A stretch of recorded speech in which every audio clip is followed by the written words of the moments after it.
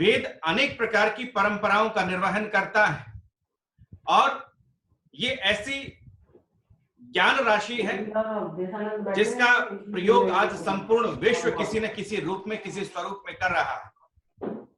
क्योंकि हमारे वैदिक परंपरा में, भारतीय संस्कृति में अनेक ऋषि, मुनि, साधु, संत, त्यागी, तपस्वी, वीर, बलिदानी, जिन लोगों ने अपने जीवन की आहुतियां इस विश्व के यज्ञ में दी, तब जाकर के ये संस्कृति जाकर के खड़ी हुई। हमने संपूर्ण विश्व को क्या दिया? ऐसी कौन से तत्व हैं जो संपूर्ण विश्व हमारे से लेकर के चलता है और हमारी वैदिक संस्कृति की जय जयकार करता है? उपस्थित बंधुओं, मैं आपको बताना चाहता हूं, आज जब अमेरिका की सीनेट में वेद मंत्र गुंजायमान होते हैं तो वैदिक ध्वनि, वैदिक पताकाएं, वैदिक ऋचाएं गुंजायमान होती हैं और भारतीय संस्कृति गुंजायमान होती है। दुनिया में कोई भाषा ऐसी नहीं जिसके बोलने पर कोई आदमी नतमस्तक होकर के खड़ा हो जाए। कोई भाषा ऐसी नहीं जिसके बोलने पर आदर के भाव उत्पन्न होने लगे। कोई दुनिया में, विश्व में कोई भाषा ऐसी नहीं जिसके बोलने पर शरीर के भीतर विद्यमान सारी नस, नाड़ियां, धमनियां तरंगित होने लगे और आह्लादित होने लगे। ऐसा यदि कोई मंत्र है तो गायत्री मंत्र है, जिसके बोलने से संपूर्ण शरीर का नाड़ी तंत्र, मन, मस्तिष्क आह्लादित होने लगता है। ऐसा कोई शब्द पूरी दुनिया में है जिसके बोलने से ब्रह्मांड की ध्वनि का पता लगता है तो वो ओंकार की ध्वनि है, ओम की ध्वनि है। ये केवल वेद की ध्वनि नहीं है, अपितु सूर्य के घूमने से, चंद्रमा के घूमने से, पृथ्वी के घूमने से जो शब्द निकलता है वो ओम शब्द निकलता है। और इसी ओम को अलग अलग धर्मों ने, चाहे वैदिक सनातन सत्ता हो, चाहे दूसरी सत्ताएं हो, चाहे दूसरे धर्म हो, धर्मांतर हो, ओम के अस्तित्व को स्वीकार करके चलते हैं। चाहे जैन परंपरा में ओम नमो अनिहंतारम, चाहे वैदिक सनातन सत्ता में ओम नमः शिवाय, या चाहे हरिओम कहकर के, चाहे क्रिश्चियनिटी में ओ गॉड कहकर के भी उस ओंकार के नाम को प्रतिपादित किया जाना कहीं न कहीं इस बात का सूचक है कि वो वैदिक संस्कृति के उस ओंकार का संवाहन हम कर रहे हैं। जैसा कि आप जानते हैं कि गीता जैसा शास्त्र, गीता जैसा उपनिषद, गीता जैसा ग्रंथ भारतीय संस्कृति में विद्यमान है। मुझे लगता है कि विश्व की कोई ऐसी भाषा नहीं होगी जिसमें गीता का अनुवाद न किया गया हो, और उपनिषदों का ऐसी कोई भाषा विश्व की मुझे नहीं लगता जिसमें उसका अनुवाद न किया गया हो।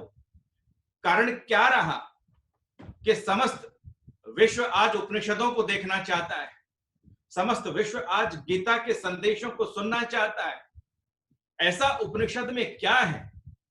क्योंकि हमारी जो संपदा है, जिसको हेरिटेज के रूप में आर्यव्रत की जो सत्ता है, वो आस्तिक सत्ता है, वो ईश्वर को स्वीकार करने की सत्ता है, वो परमपिता परमात्मा की सत्ता को स्वीकार करके चलने की सत्ता है, और वो इस चीज को मान करके चलने की सत्ता है कि हम ब्रह्म को मानने वाले हैं, हम उस ईश्वर के आशीर्वाद को, ईश्वर की सत्ता को मान करके हम चलते हैं।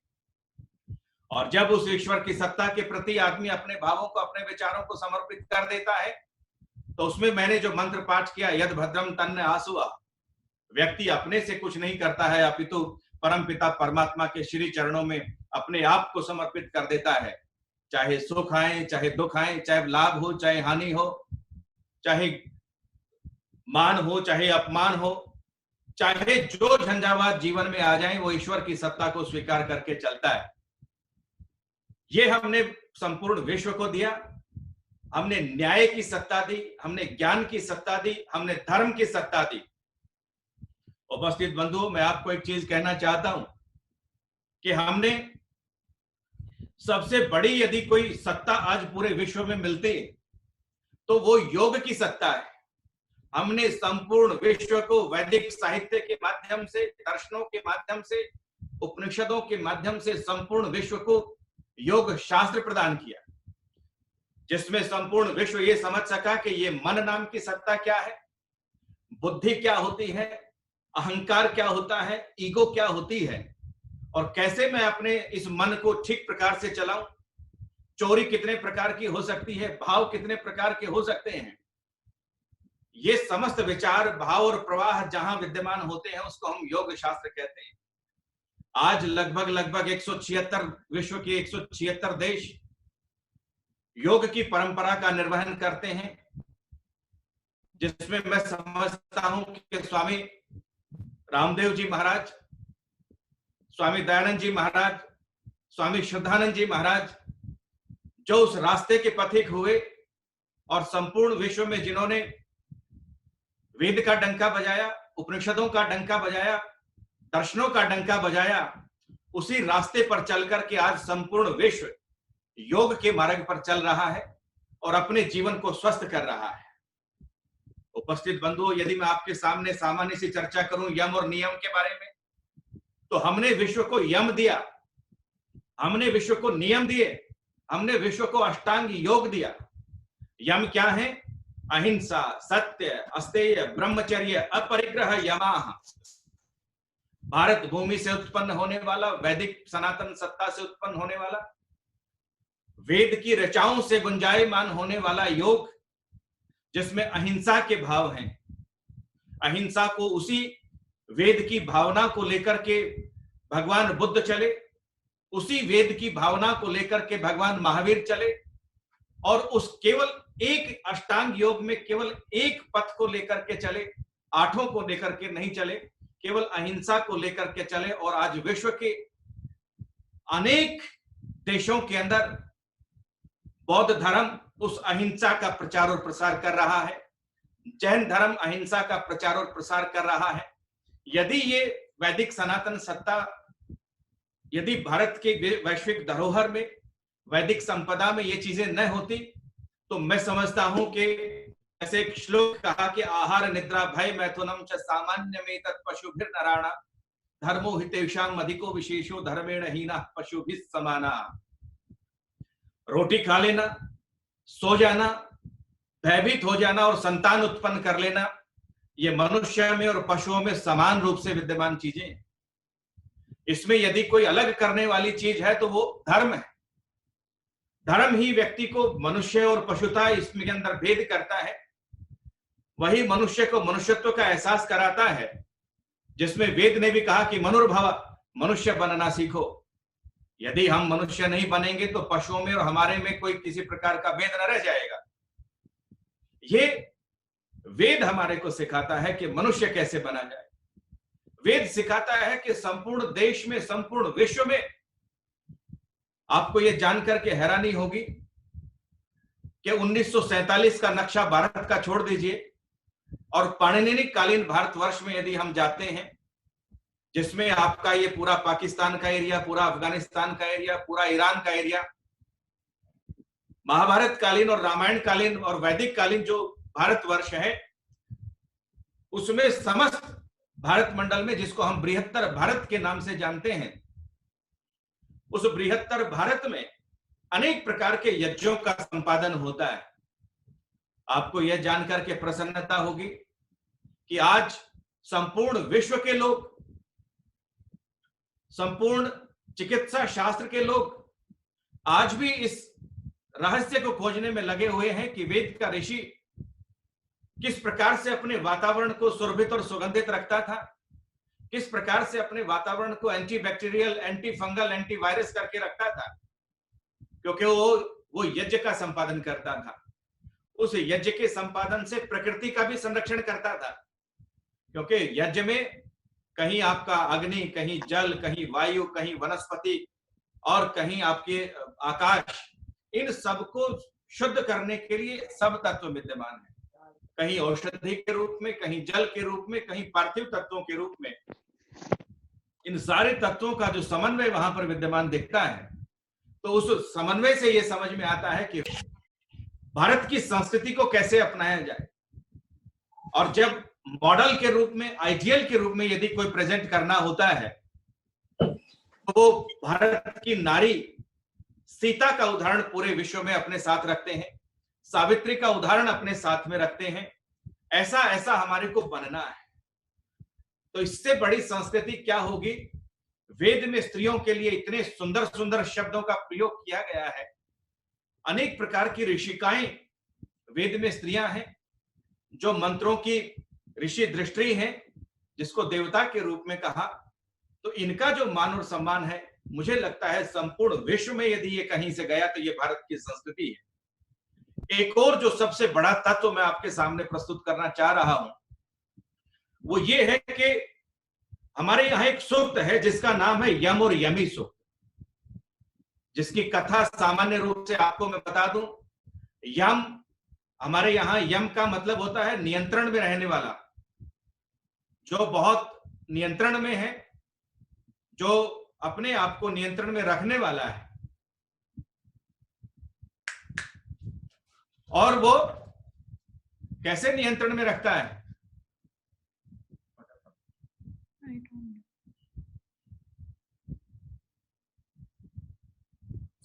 Daksa, please continue audible. Okay, तो ऐसा लगता है कि ये समस्त संसार में जो माता की जो सत्ता है, उसको जो मान दिया गया, जो सम्मान दिया गया, जिस यम और यमी की चर्चा मैं आपके समक्ष प्रस्तुत कर रहा हूं, वो यम क्या है? यम का मतलब हमारे यहां है कि यम का मतलब जो अपनी ज्ञानेंद्रियों को, कर्मेंद्रियों को नियंत्रण में रखने वाला है। और उसकी जो बहन है जिसका नाम यमी है, यम और यमी के माध्यम से एक नाटक का मंचन किया गया, एक संवाद का मंचन किया गया, जिसमें अनेक प्रकार की विधि और विधान दिखाए गए कि एकांत में होने पर बलवान इंद्रिय ग्रामो विद्वांसम अपनी कर्षति, कि इंद्रिय समूह व्यक्ति का ऐसा होता है कि विद्वान से विद्वान को भी अपनी तरफ खींचने लगता है।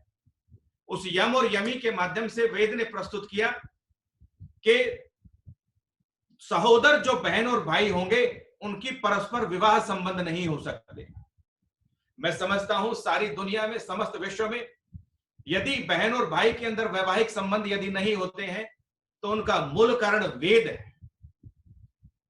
अग्नि को देवता मानने वाला, वायु को देवता मानने वाला, जल को देवता मानने वाला, पर्वतों को देवता मानने वाला, सरिताओं को देवता मानने वाला यदि कोई देश है तो वो भारतवर्ष है।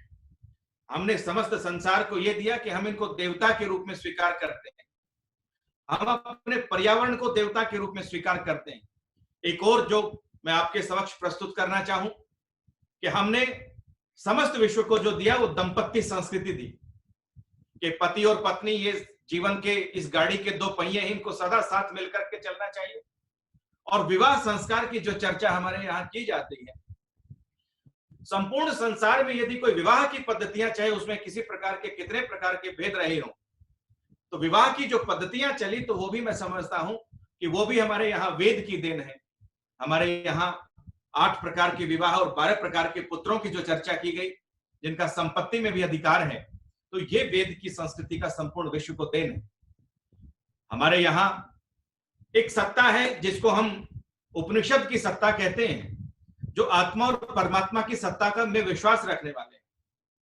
हमने संपूर्ण विश्व में ये संदेश दिया कि दुनिया का बनाने वाला कोई है, चाहे उसको आप अल्लाह कहें, चाहे उसको आप मोहम्मद कहें, चाहे आप उसको जीसस कहें, चाहे आप उसको जिस किसी नाम से कहें, लेकिन उसको वो कोई एक सत्ता है जो इस संपूर्ण विश्व का निर्माण करने वाली है।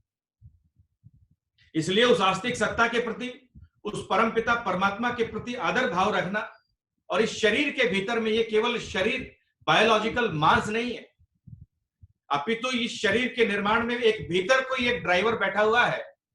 इस रथ का कोई रथी है, जो इस रथ का मालिक है, जो इस रथ को चलाने वाला है। वो रथ कौन है उसको भी पहचानना है। उसको इंद्र के नाम से कहा, उसको आत्मा के नाम से कहा, उसको जीवात्मा के नाम से कहा। इसलिए संपूर्ण विश्व में यदि जन्म और मरण का बंधन कहीं दिखाया, और जन्म और मरण के बंधन से जहां मोक्ष की संकल्पना पूरे विश्व में मिलती, हर आदमी अपने अपने काम से छुटना चाहता है, हर आदमी जीवन में कष्टों से छुटना चाहता है।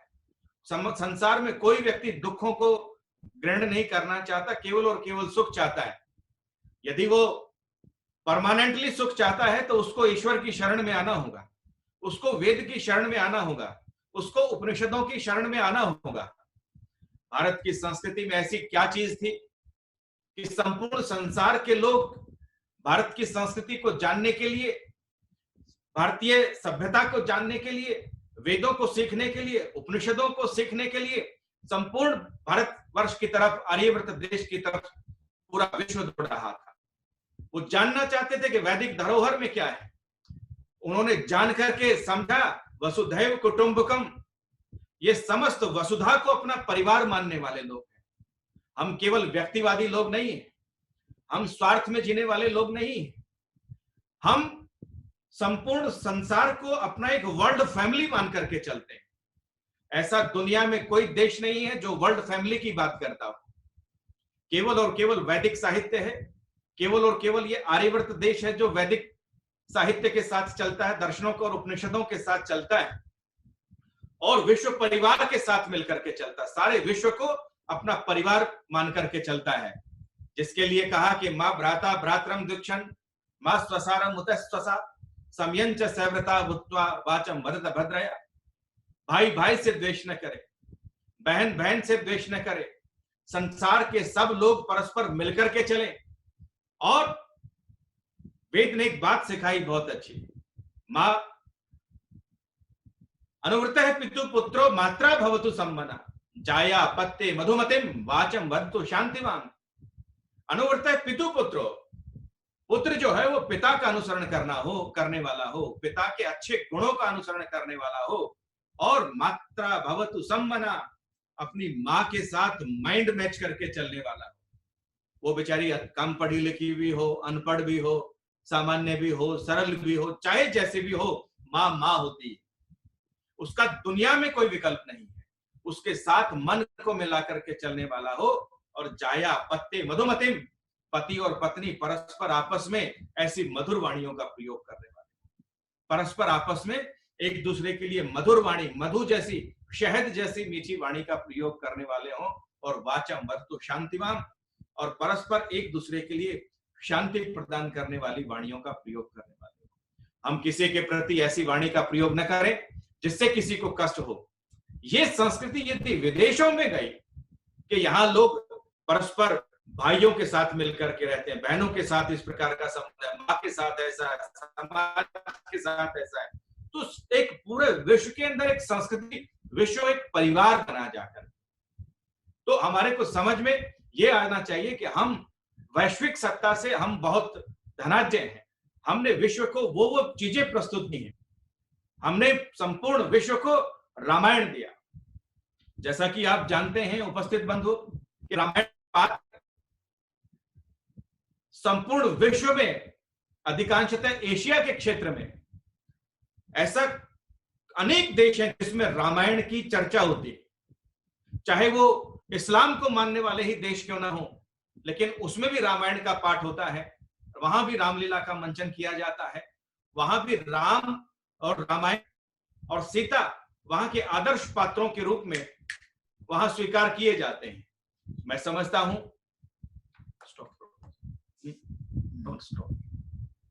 Am I audible now? Okay.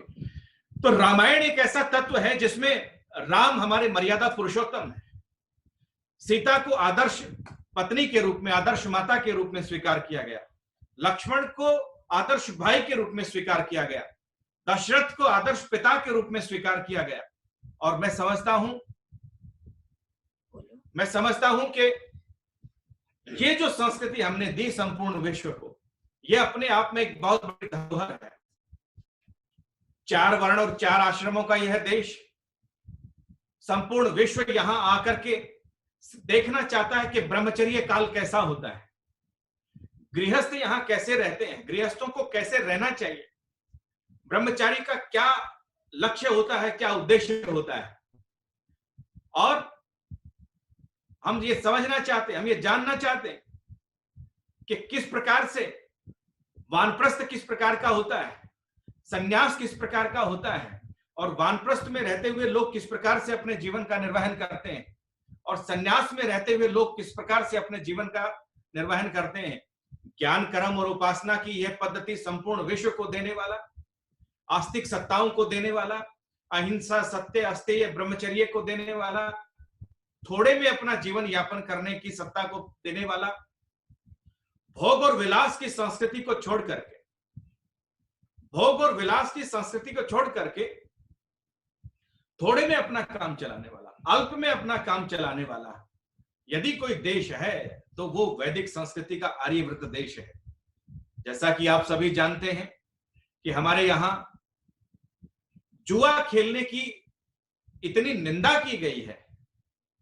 मैं समझता हूं कि यदि वेद का अक्ष सूक्त ये संदेश न देता, अक्षय मा दिव्य कृषिमित कृषस्व वित्ते रमस्व, तो मुझे लगता है कि आज अनेक देश इस जुए की गर्त में डूब चुके होते।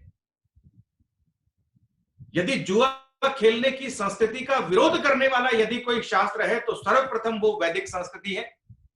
वेद उसका सीधा सीधा जाकर के विरोध करने वाला है। मैं समझता हूं कि यज्ञ के माध्यम से, हवन के माध्यम से, आस्तिकता के माध्यम से, और हमने संपूर्ण विश्व को आयुर्वेद दिया। कैसे जीवन में प्रातः काल से लेकर के रात्रि काल तक की जो दिनचर्या है से बढ़ानी है, कैसे उस पर चलते चलते आप 100 साल तक का जीवन जी सकते हैं, कैसे आप अपने जीवन को उत्तमोत्तम बना सकते हैं। हमारे यहां आयुर्वेद के अनेक प्रकार के ग्रंथ हैं और उन आयुर्वेद शास्त्र के सिद्धांतों पर चल करके मुझे लगता है संपूर्ण विश्व अपने आप को उत्तमोत्तम बना सकता है। मैं आपके समक्ष थोड़ी सी चर्चा और करके अपनी वाणी को मैं विराम अब आपकी आवाज सुनाई देगी दूंगा। हमारे यहाँ साधु और संतों की परंपरा है, हमारे यहाँ गुरुकुलों की परंपरा है। उन्होंने ही आपको म्यूट कर दिया। अपने आप में एक विशिष्ट प्रकार का गुरुकुल जिसको गुरुकुल कांग्रेस विश्वविद्यालय के नाम से जाना जाता है। यदि आप जाकर के कभी देखना चाहें तो उस गुरुकुल में आज भी उसी परंपरा का निर्वहन होता है जो वैदिक काल में होता था। आज भी यह गुरुकुल यज्ञ के माध्यम से अपने जीवन की चर्या, अपने दिन का प्रारंभ करता है और वैदिक सिद्धांतों और वैदिक मान्यताओं को लेकर चलता है। मैं समझता हूं कि संपूर्ण विश्व में जो यज्ञ का धूम लगा संपूर्ण विश्व में, उसमें कहीं ना कहीं कारण हमारी वैदिक संस्कृति, हमारा भारतीय आर्यव्रत देश और इस देश में रहने वाले लोग और इस परंपरा का संवहन करके चलने वाले ये लोग। हमारे यहाँ 16 प्रकार के संस्कार बनाए और उन संस्कारों में अधिकांशतः संस्कारों को, अब सुधीर जी समय की सीमा है। सुधीर जी मेरी आवाज सुन रहे हैं? मैं समापन कर दीजिए। बहुत समय हो गया, आपको बहुत समय दे दिया है, ध्यान रखिए। मैं समझता हूं कि वेद की जो भाषा है ये संपूर्ण विश्व की भाषा है, ये कोई भारत की भाषा नहीं है, ये कोई किसी देश की भाषा नहीं है, क्योंकि इस भाषा में प्रयोग किए गए वर्ण, इस भाषा में प्रयोग किए गए भाव और विचार, यदि मैं सामान्य सी आपको एक बात कहूं कि पूरी दुनिया में, पूरे ब्रह्मांड में यदि कोई, चाहे पशु ही क्यों ना हो, चाहे पक्षी ही क्यों ना हो, मनुष्य भी छोड़ दीजिए, यदि वो हंसता है और रोता है तो वो वेद की भाषा में हंसता है और वेद की भाषा में रोता है। ठीक। इससे बड़ा पूरी दुनिया में क्या होगा? आकार, उकार और मकार की संस्कृति, वर्ण की संस्कृति, भावों की संस्कृति, और ऐसी संस्कृति, विश्व की ऐसी कोई भाषा नहीं है जिस भाषा के अंदर वैदिक भाषा के शब्द ना हो। चाहे आप जिस भाषा को उठा करके देख लीजिए और उस भाषा का वैज्ञानिक वर्गीकरण, भाषा वैज्ञानिक वर्गीकरण, उसका निरुक्त शास्त्रीय वर्गीकरण यदि आप करके देखेंगे तो मुझे लगता है कि वो भाषा वैदिक संस्कृत से जुड़ी हुई होगी। कहीं उसमें उच्चारण के भेद से, शिक्षा के भेद से, अशिक्षा के भेद से, क्षेत्र के भेद से, परिवेश के भेद से, उच्चारण के अंदर कुछ भेद हो सकता है, लेकिन कहीं ना कहीं वो भाषा वेद की भाषा होगी, वैदिक संस्कृति की भाषा होगी। मैं समझता हूं आज विश्व के चाहे जो देश हैं, चाहे कनाडा है, क्रोएशिया है, फ्रांस है, जर्मनी है, हंगरी है, Indonesia, Mexico, Nepal, Poland, Thailand, Italy, New York, America, Australia, Africa, इन देशों में जो गुरुकुल खुल रहे हैं और वहां जो बच्चे शिक्षा लेने आ रहे हैं, ये वैदिक संस्कृति का प्रचार और प्रसार ही तो है। कि वो भारतीय संस्कृति को अपनाना चाहते हैं जो विश्व धरोहर के रूप में स्वीकार की गई है। अनेक समाप्त कर दो। गुरुकुलों का खुलना, अब सुधीर उनके जी आदर के साथ उनके स्वीकार करके चलना, और क्योंकि ये विषय इतना बृहद है आपने और उद्घाटन हमें कर दिया, अपने बढ़िया। यशस्वी कुलपति महोदय आदरणीय रूप किशोर जी को भी सुनना है, तो हाँ। मैं अपनी वाणी को अभी यहाँ विराम देता हूँ। सर्वे भवन्तु सुखिनः, सर्वे सन्तु निरामया, सर्वे भद्राणि पश्यन्तु, मा कश्चित् दुर्भाग् भवेत्। ओम शांति शांति।